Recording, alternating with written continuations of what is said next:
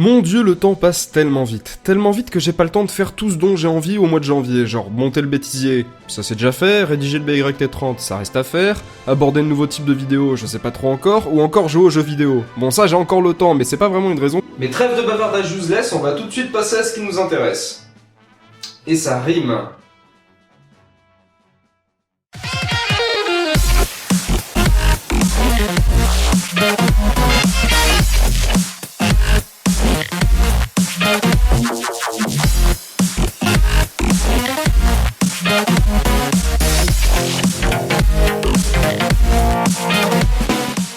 Pour commencer, j'avais envie de vous parler d'histoire, pas de celle qui se raconte au coin du feu, mais plutôt celle qu'on essaie de vous bourrer dans le crâne quand vous êtes encore en âge d'aller à l'école.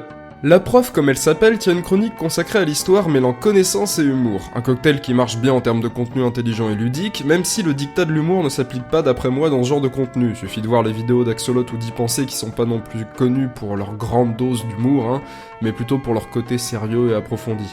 Alors, ces chroniques sont bien montées, le texte est structuré, les passages face caméra s'enchaînent sans problème avec des personnages fictifs et celui de la vraie prof, et je dois avouer que j'aime particulièrement sa voix et son tempérament qui expriment la calmitude. C'est pourquoi je vous recommande la chaîne de la prof, j'ai pris beaucoup de plaisir à regarder toutes ses vidéos, il y en a pas beaucoup pour l'instant, mais j'espère qu'elle va continuer d'en produire encore plus. Allez donc tout de suite voir sa chaîne, ou alors mettez-la en favori et attendez un petit peu la fin de la vidéo. Alors là, celle-ci c'est du lourd, du très lourd les enfants.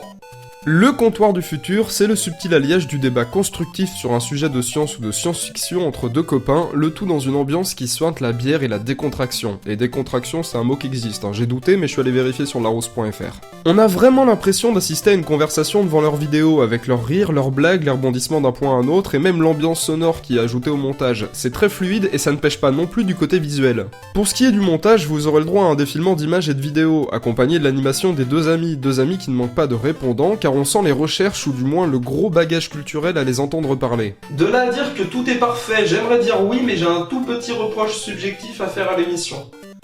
Ouais, je suis chiant. À certains moments, j'ai pu ressentir quelques longueurs. En fait, assister à une conversation qui a l'air d'être sans artifice, c'est cool. Mais y participer, ça serait mieux. Je suis plutôt d'un naturel à vouloir mettre mon grain de sel dans une conversation, surtout quand les sujets tournent autour de ceux qu'ils abordent. Après, ça reste quand même vachement bien que ça ne vous empêche pas d'aller voir cette excellente émission. Moi j'aime bien les jeux vidéo, comme beaucoup de monde d'ailleurs, et les bugs qu'on peut y trouver sont sympas aussi. Alors vous imaginez bien que j'apprécie la chaîne de Lowpoke, car celui-ci adore nous parler des bugs qu'on peut trouver dans des jeux tels que Sonic, Mario, Zelda, Pokémon, Donkey Kong Country, etc.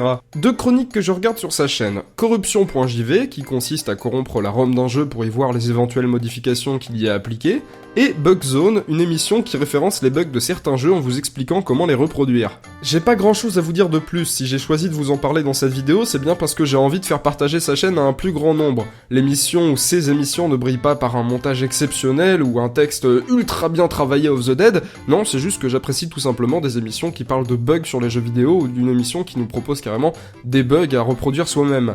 N'hésitez donc pas à aller voir ce qu'il fait, ça nous change de voir des jeux vidéo abordés sous un autre angle.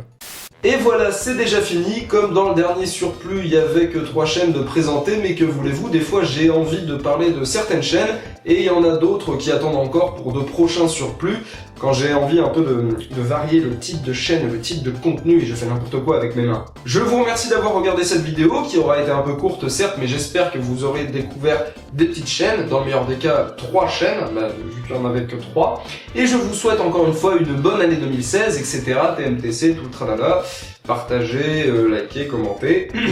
Des bisous tout le monde et à la prochaine.